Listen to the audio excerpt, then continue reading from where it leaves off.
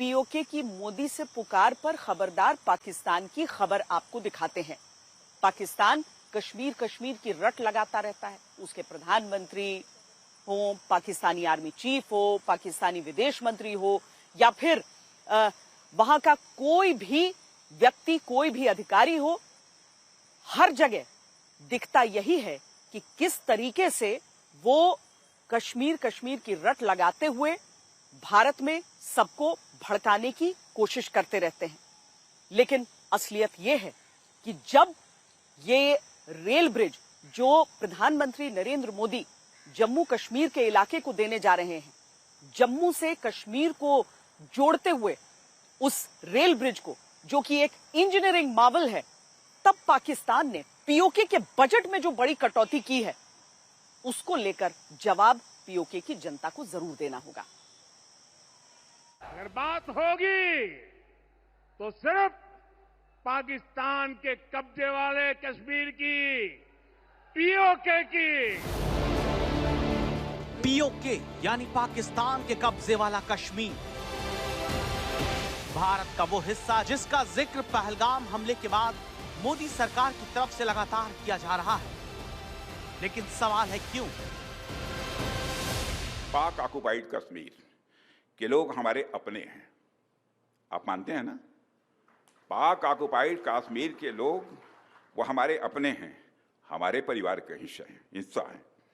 हम प्रधानमंत्री के श्री नरेंद्र मोदी जी की एक भारत श्रेष्ठ भारत के संकल्प के लिए पूरी तरह से प्रतिबद्ध हैं और हमें यह पूर्ण विश्वास है कि हमारे वो भाई जो आज हमसे भौगोलिक और राजनीतिक रूप से अलग हैं, वो भी अपने स्वाभिमान, आत्मा की आवाज और स्वेच्छा से भारत की मुख्य धारा में कभी न कभी जरूर वापस लौटेंगे।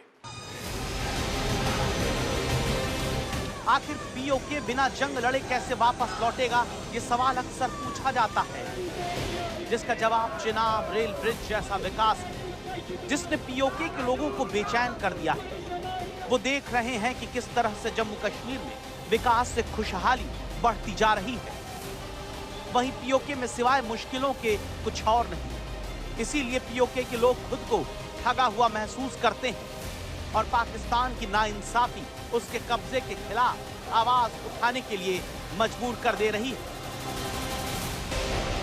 तो पीओके में पाकिस्तानी कब्जे के खिलाफ नारेबाजी हो रही है। पीओके के पानी, बिजली और रियासत को लूटने का इल्जाम पाकिस्तान पर लगाया जा रहा है और इस लूट को पीओके के लोगों ने पाकिस्तान के खिलाफ नामंजूर कर दिया। दरअसल पाकिस्तान ने पीओके को दोनों हाथों से लूटा है और फिर खैरात पाने के लिए उसे चीन के हवाले कर दिया। लेकिन इस लूट के खिलाफ अब पाकिस्तान के कब्जे वाले कश्मीर के लोग उठ खड़े हुए इसे बदलना चाहते हैं, खुद मुख्तारी यानी आजादी चाहते हैं।